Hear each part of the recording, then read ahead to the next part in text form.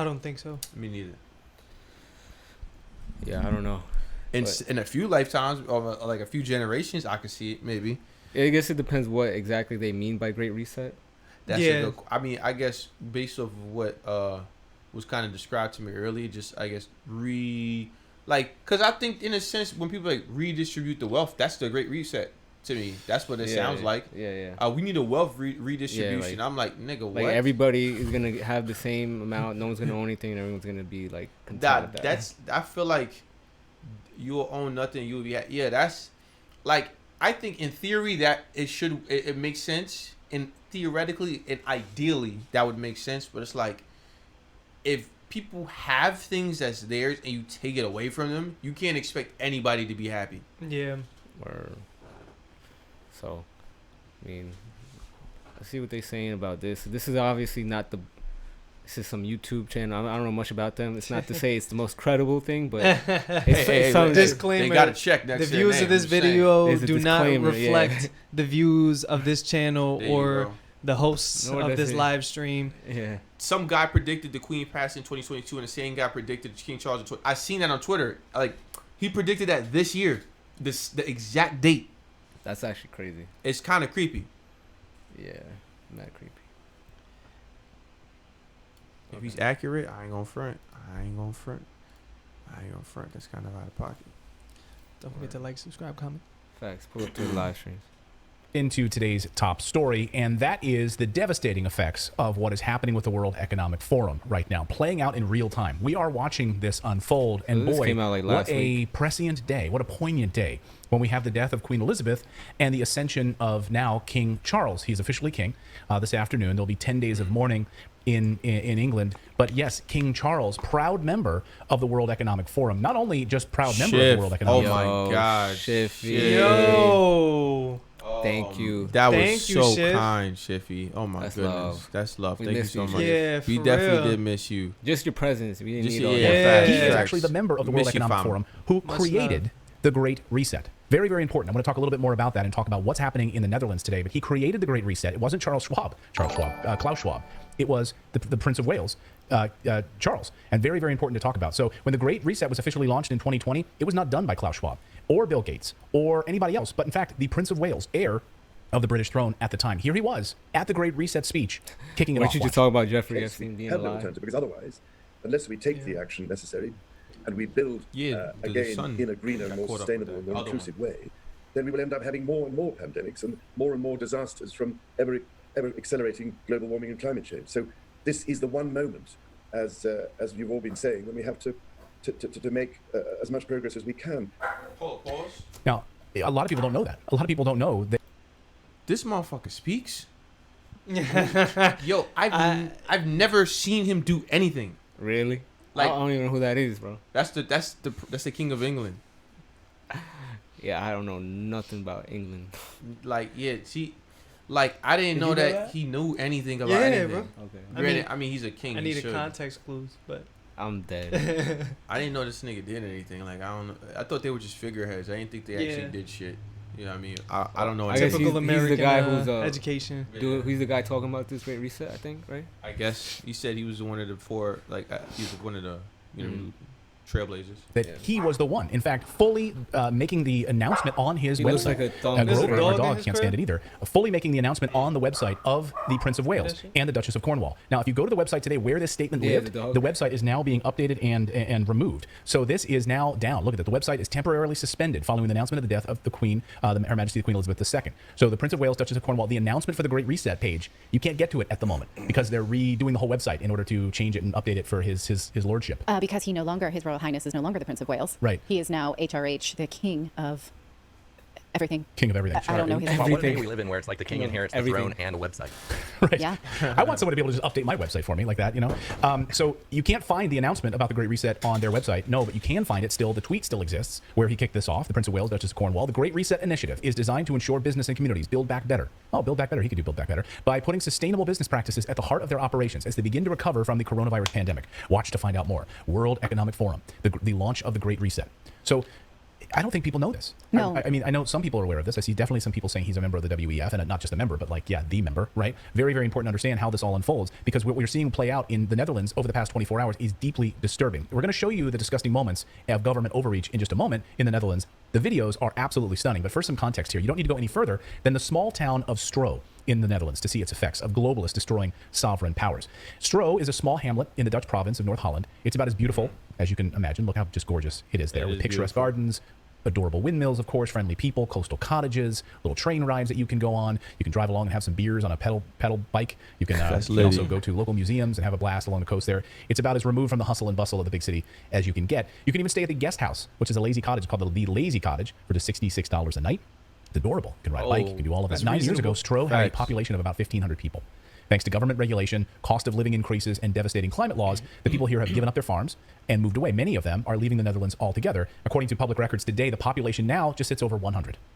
Think about that, right? That's why it's not surprising that Stro would become ground zero, of course, for the farmer protests, which unfolded there. This was the meeting place. This was the place where it happened.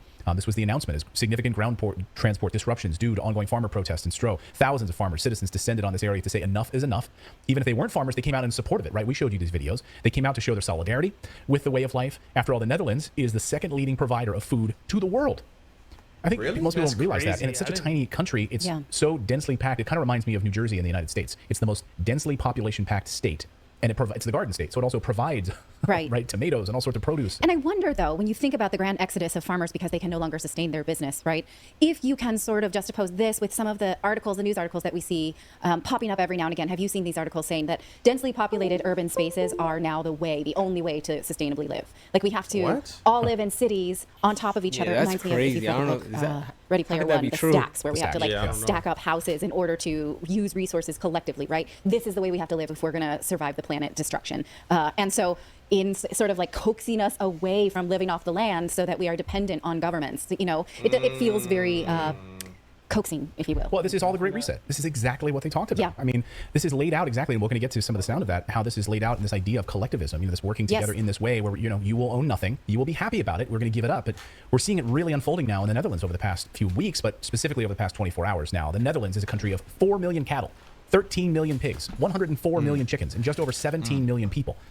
It is Europe's biggest meat exporter, with a total area of just over 41,000 square kilometers, and a fifth of this is water. It's one of the world's most densely populated countries with the EU's highest density of livestock. Think about that, right? So this is target number 1 for the World Economic Forum. It is the petri dish of which they are testing everything out. In January, the government voted. The history here is in January when the government voted with pressure from the WEF to cut in half its nitrogen production by 2030. It's all part of the larger Klaus Schwab, King Charles Great Reset. Watch. I just see the need for such a dialogue, and I see the need for action. I see the need for a Great Reset. And of course, the author of the book, and in following with King Charles, then the Prince of Wales, on his Great Reset plan, Western leaders fell in lockstep with Schwab's Great Reset. They were all parroting this same dialogue. They were taking these talking points around the world and using them. It's amazing to even look at, by the way, if you look at King Charles' tweet, it's amazing to say King Charles, right? But when he was Prince of Wales, you look at his tweet, and he literally highlights Build Back Better. Right. Where do you think Biden and the Democrats got that phrase, right? For the Build Back Better plan. They got it right from here. They got it right from... Well, if this was, though, he was speaking during the pandemic after Build Back Better was already launched as a campaign, because I don't think that timeline works. What I'm saying is this tweet is 2 years old. Right, but the Build Back Better was a campaign slogan for candidate Biden, I think. Okay, let's not dwell on that. I don't know where it all comes out of think tanks. It all comes out of these groups that they're launching these talking points. My point is that none of this operates in a vacuum, where this is just like, I have an idea. That's all workshopped. It all comes out of this. But together. It also feels like code speak, right? We've talked many times about how, what the United States does. Britain sort of falls in line, says, hey, we're your buds. We're doing that too, whatever you want, right? And so... You just said if you're doing conspiracy theory or a review on Princess Diana would be dope. That's actually a really good idea too. Word. Yeah. There's some fishy stuff that went around with her passing as well, so that would be interesting. Yeah. It feels very much like sort of a Western partnership of the same agenda. Right. Well, yeah, and of course all of this launched officially in 2020 and came together under this one plan. Western leaders, all of this sort of code speak, fell in line with this Great Reset agenda. Even before the pandemic, it was all about consolidating power and taking away rights of the poor, the middle class, in the name of climate change. Here's Justin Trudeau talking about the Great Reset. Canada believes that a strong, coordinated response across the world and across sectors is essential. This pandemic has provided an opportunity for a reset. This is our chance to accelerate our pre-pandemic efforts to reimagine economic systems that actually address global challenges like extreme poverty, inequality, and climate change. Okay, Molly Ringwald with that hair. But the thing is, right, that any time that you think that you have to take away someone's ability to live off the land and take power and consolidate it into, like, away from people who have their own agency to live, right? This is what we're feeling now. Is like continue to disenfranchise. Yo, like in past with the hair. Yeah, right. And then just continue. Y'all know who that is? Molly Ringwald. Yeah. You ever watch The Breakfast Club? Yeah. Yeah. The red hair girl. Yeah. With that hair. That's so fucking crazy. Franchise people to live on their own. Yeah, and you're going to see here in a moment the evidence about the farmers and the taking of the land, right? I mean, because Netherlands even put in place at the time as this Great Reset was unfolding, they put in place a 25 billion euro budget to make all of this happen, to reduce the nitrogen. Oh, yeah, but something that wasn't reported at the time was how this money would actually be used. It would be used to kill off their livestock. At the same time, millions were set aside for a very dastardly reason. It's not often I get to use the word dastardly, but I really feel like this word applies here. Once the farmers collapsed, then the government had this, the money was sitting there on purpose, designed, and it was kept quiet. The money was there on purpose, that as soon as one of these farmers collapsed, that money would be used to buy the farm. That's it. They had to go out, they went out of business, and the government had this kitty of money that was able to swoop in using their newly allotted budget that the government put in place for just such a reason, and the government would simply buy up their farm. Then in June, the government took the second step in all of this, the deadliest step of all. In this process, they published 2 pieces of paper, 2 documents. One was a map showing, this is amazing, one was a map showing the areas that needed to reduce emissions between 12% and 95% in the Netherlands. So they had a map. So all these farmers sort of gathered around this map to see, like, well, where does my farm fit on this map? Oh, 12%? I've got to get rid of 12%. So I'm guessing, because they brought up nitrogen twice, I think that this is something to do with the idea, or not the idea, but I've heard that farms produce like a lot of nitrogen, and apparently it's like very like damaging to the ecosystem. From what I understand, that's what people are saying. So I guess that's the premise of them doing this in a sense, which kind of leads me to believe, I'm like, all right, is there truth to that?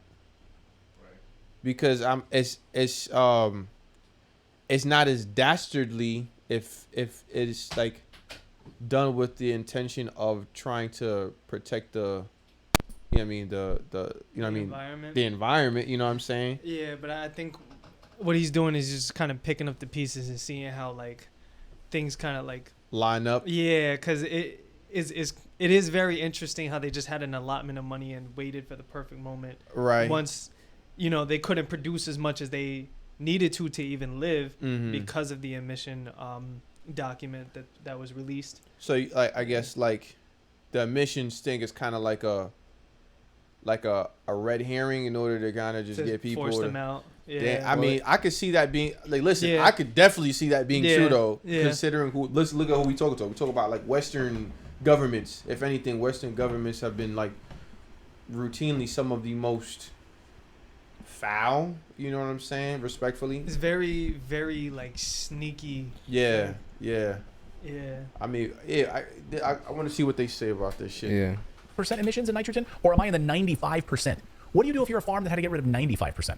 Close to city centers, right? You're done. You're dead. And then the government would swoop in and take your farm. And so if you lived in Stroh or its surrounding areas, you could look at the map and you could see, how much you had to cut. Were you going to be in deep shit with the government? What are you going to do about it? The second paper they published showed that the percentage of animals and livestock you needed to kill on your farm in order to be compliant. It was like, here, we've created a handy cheat sheet.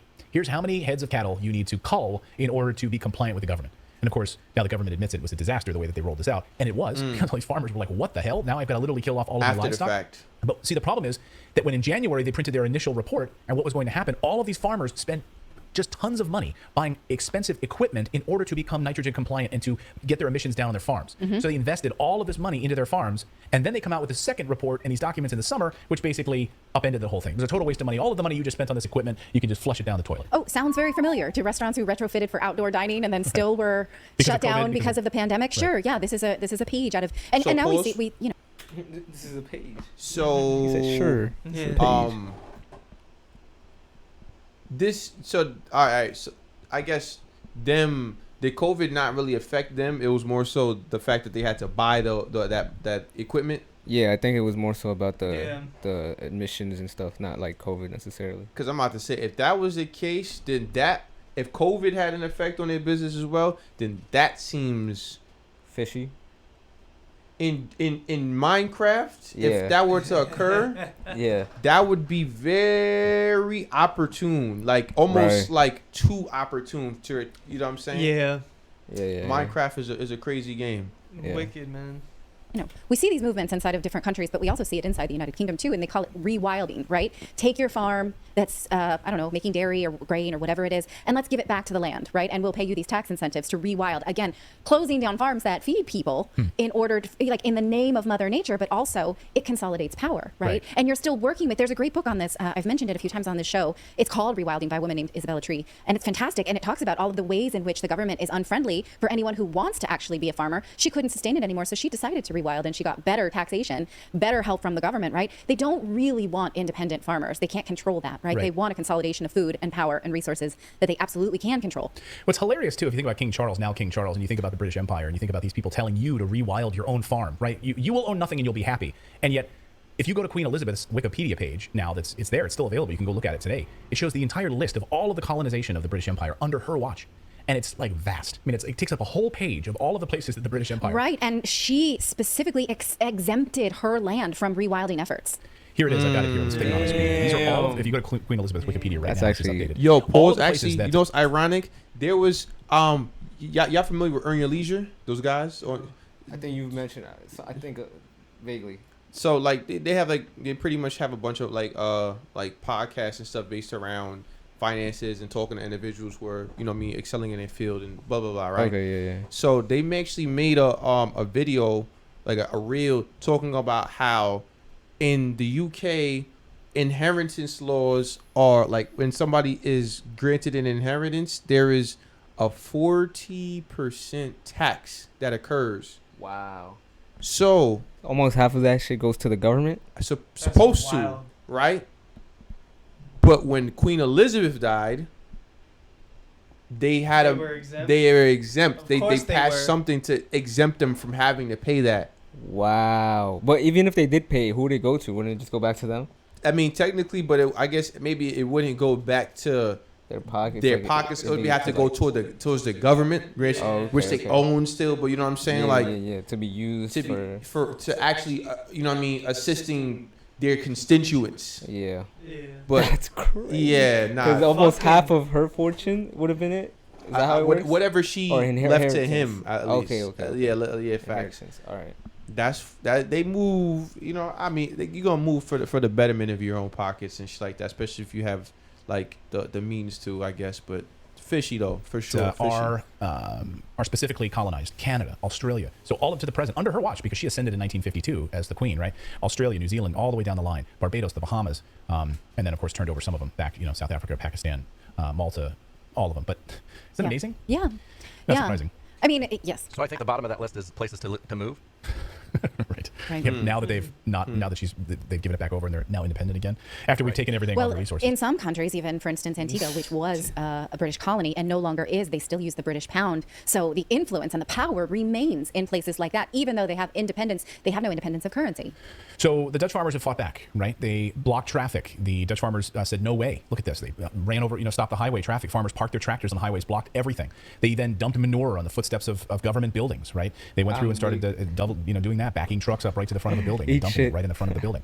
They also blocked major highways with trucks and tractors and burned and wooden blockades. They did all of those things, they tore down government signs. You can show some of this video if you want. There we go. Yeah, they dumped manure on the footsteps of government buildings. They blocked major highways with all these trucks and piled it up there to say, no, we're not doing this. Then they tore down government signs and renamed towns recently, declaring them the free states of Boerenlanden, which means farmerland in some villages. So they're now saying this is a free area. The whole town? Farmerland. This is a free state. We'll see how the government takes that. But this isn't surprising. When you take away people's livelihoods, of course, they are going to get angry. Even Klaus Schwab predicted a lot of anger with this great reset. But he's okay with it. So we have to prepare for a more angry world, and how to prepare? It means to take the necessary action to create a fairer world. Oh, so we know we're gonna be angry. I don't like any of that. He's like a Bond villain, isn't he? Yes. Yeah, that's actually I'm just crazy. Waiting for James Bond to show up. People are not going to like it, but we have to be prepared for that. It's on common that sense part. though. Can you play that part? A weapon. It's like when I'm standing on plastic. The diplomatic community has been revoked. Can you play that again? I don't know if you can. Philip or not. But So we have to prepare for a more angry world, and how to prepare? It means to take Like the Dr. necessary Evil. action to create a fair. no, we need to prepare for an angry world because we're going to take away all of your land. We're going to, I mean, Yeah. really? We're going to make decisions that rob you of basic life comforts that you have been used to in modern society. It's unbelievable. And Isn't that sort of like admitting that they know what they're doing is wrong? Because they're like, we know people are going to like this. You know, that's the German I woman mean, of like course, that. I know my so. voters You're are going to taking like this, people's but way of life away we're gonna from do it them. anyway. Yeah. I was waiting for you to ring in on this one. I was like, he's going to have something to say about that. Dutch farmers, though, aren't stupid, are they? Absolutely not. They know exactly what this is about. It was about taking their land. Listen. And how do you feel about the government and the way it's treated the agricultural sector? We believe it's part of a bigger plan. Yeah. And that's why they need our land. They don't need our nitrogen. They need our land. 85% of land is Oh wow, from the farmers. that's huge. Yeah. Yeah, they chase us away to get the land. That sounds fire, and they're trying to take that from them. That's kind of shitty. The protests have shut everything down. Food is disappearing because Dutch farmers are fighting back. Now police, acting on behalf of the World Economic Forum, are going on the attack. So there's some videos that are really disturbing. We can't really show them to you here, but we're going to show them to you on our private community channel on Rumble, in our locals channel. So we think they're important to watch, but we can't show them here. We've already tested them on YouTube, and they've already been flagged because they don't want to show you this. What it shows is Dutch farmers being rounded up in snatch and grab moves by the police, thrown into vans, and being hauled off. They're attacking protesters. That's exactly what's been happening here. Attacking protesters, throwing them in vans, pulling up, grabbing them, and as people try to fight. Yo, insane. I ain't gonna lie. I really question any police officer who willingly goes along with this shit, knowing what the fuck effect it's going to have on your country. Oh yeah, facts. Yeah. It's like you're just in. You live there. That's your food. You're literally willingly being a cog. Yeah. As Yep. your food, bro. Literally, like, that's gonna feed your kids. Ain't that shit crazy? Because wait, now royalty pay tax. Only Charles and Princess Anne pay UK tax, but now from Charles' 1 billion business paces to William, who is now Prince of Wales. Huh. Can you guys please react to a bit about my home country? Was that England? Oh, her home, like her national, like not where she resides. Yeah, I mean, that's pretty vague to me. I don't know. It is really Fight back, of course. They are arrested. They're attacking police vans. But where are you seeing this in the mainstream media? Are you seeing this anywhere in the mainstream media? We had lunch with 4 Dutch friends the other day, and they were stunned. They said, "How do you guys even know about this? Because even in the Netherlands, we don't get coverage of this story." And I read through the comments on our videos, and I see so many people. I got an email from somebody, a Dutch person this morning, and said they couldn't believe they were talking to friends, and the friends that are Dutch didn't even know about it because there's just no coverage of this story. And especially if you live in a metropolitan area and you're still able to go to the grocery market, right? How would you know? Right. If there's a concerted effort to keep them from you. And the police have been putting themselves in out of uniform police. They've been getting involved in protests according to reports in undercover operations now. So why, it begs the question, why is all of this happening? I think we played this last week, but I think it's worth playing again to wrap this up. I think David Icke says it absolutely best about what's happening now. Listen. Why has the Dutch government, a guy called Rutte, the Prime Minister, completely owned by the World Economic Forum and Klaus Schwab, why has he just announced that the Netherlands, the second biggest exporter of food in the world, is targeting farmers to destroy them and get them off the land, which is where all these farming protests in the Netherlands have come from? At a time of food shortages and supply chain problems, you are targeting the second biggest exporter of food in the bloody world to destroy its farming base? Why are you doing that? Word. If people depend on you for what's left of the food, you control them. Where food is abundant and cheap, you do not control them. Where energy is cheap and abundant, you do not control them. Scarcity equals dependency equals control. And that's why they're targeting the food chain, they're targeting energy supply, they're targeting everything. Spot on. Yeah. Spot on. So it's interesting right now as the monarchy changes hands. It's crazy. And we don't have this sort of, amiable monarch now on the throne. And we have Charles, who has said things like this, like it's time for a reset. This is our opportunity, right? And has been aligned with some of these sort of ne'er-do-wells, right? And his brothers, right? Yeah. Unequivocally aligned with ne'er-do-wells. That's a nice word for those people, right? And so the era of amiable monarchs who are above discussion is over. And now we have somebody who we may be more comfortable sort of asking questions about power with this person in the throne. Yeah, and I'm interested to watch how that changes. And we say amiable, but it's like that's the amiable on television queen that we see. It's like we know behind the scenes what, Well, okay, but the monarchy is manipulator. not supposed to enact any political will, right? And she arguably did protect the wealth of the Windsor family for a long time in ways that I'm sure will continue to be exposed, right? But in terms of like exerting political power, she played this role of neutrality, right? And will we see that now the ascension of the throne is male, and it's a little bit easier to, I'm just saying, like, there was sort of, how is this going to play out? Are we going to now be able to see the hegemony that is back in play? Right, is back in play now. That's what I'm saying. I absolutely don't want to speak on behalf or against the Queen at all, right? But it will. That's the time will come to talk about this power shift. Yeah, there's nothing good comes from talking ill about someone as they passed, but it's certainly worth looking at the hegemony and talking about the power that is now shifting and where this is going. Well, and quickly, like it's just like the United States. Like, how much power did she really have? And she probably had people all around her that were pulling the strings, and she was just the face of it all. Oh, of course. But yeah, then the question is how much power is in the monarchy, right? Not just her, but the monarchy itself, right? And we're going to see. Well, it probably depends on the person. If the person's willing to take the power that they do potentially have and use it themselves, or if you're somebody like her that maybe was like more passive, they had to do it around her maybe secretly. But like, if you have somebody who wants that power, they would do it more themselves out in the open. Well, I think in the next few days, at least, we'll see a resurgence of monarchists, who sort of feel very aligned with her as a figurehead for the Britain that they know. And so we'll see that for a long time. But once that ends, and once there is a King Charles, and once there is a history of whatever his intentions were, it will be time to talk about that. Shit is crazy, bro. What the fuck? Nah, this is mad, bro. I ain't gonna lie. This is it's kind of scary to see. Like, for one, we all know that we can't really trust mainstream media to tell us what's going on in the world because it's not within their interest to do so. Yeah. But something like this, framed like this, like, I can't, you know what I'm saying? Any type of news you watch, you always have to be aware of whatever angle they're going for. They're completely, as far as I can see, I feel like they have not. This is completely outside of what's going on in America. I'm assuming they're Americans. They have no dog in the fight, and they're telling us this shit. Yeah. It's kind of like, yo, what the fuck? This is actually very alarming. Yeah. Because they're the second most. Who's number one? Yeah, I don't know. Who is number one? Food? Yeah. I'm trying to think. Well, could it be us? I don't know. I don't think. Doesn't China supply like 1/3 of the world's entire U.S.? Oh shit. Who's number one? China is the world's largest grain producer. Yeah. Okay. Well, go back up. What did it say? The U.S. is the world's top food exporter thanks to high crop yield and extensive agricultural infrastructure. Like the Netherlands on this. So this shit might be suspect. I don't know. Just Control F and go back. Did you just pass it? Yeah, I just seen that. Yep, Netherlands down. Right there. Oh, making a third after the U.S. and the Netherlands. Oh. Yeah. So they're doing this there. And like they said, this is they're a petri dish. They're testing that shit out. Yeah. You know what I'm saying? That's alarming, bro. That's very alarming. Yeah. You know, because as is, there's a lot of like strife going on in American agricultural. Yeah.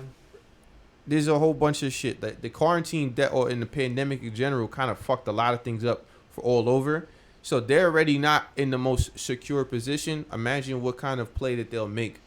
I don't know, bro. This shit is. I ain't go front. I don't get scared often. Yeah, nah, this comment is out of pocket though. Yeah. About eventually reducing through starvation and pandemics. Like, that's wild. That's one thing in itself, but it's also the aspect of like controlling, like food. Yeah, food, because like that thing about what he said, like, yeah, facts. If you like those who are, free, what is it? How do you say it? Like, you have your own property that you can't be controlled. If you have abundant access to food, you're not controlled. Yeah. I mean, that's just at its most, like, at its core. If you break it down, how can you control people? Like, what does everybody need besides air and water? Yeah. Food. goddamn. Nah, I don't think this is a conspiracy. I don't see this being a conspiracy. I think This this is kind real of life. I mean, yeah, it's happening, right? So, but it's Yeah. about like what will come from it, I guess. So, like if it's actually gonna successfully be done, or the protests work, or whatever. Everybody gotta learn how to grow their own food, be self-sufficient. Yeah. Yo, but make sure to pull up to the live streams. That's a fact. Subscribe. That's a fact. Comment below. Talk about it. Your thoughts and what else we should get That's into. a fact. Peace. Yeah.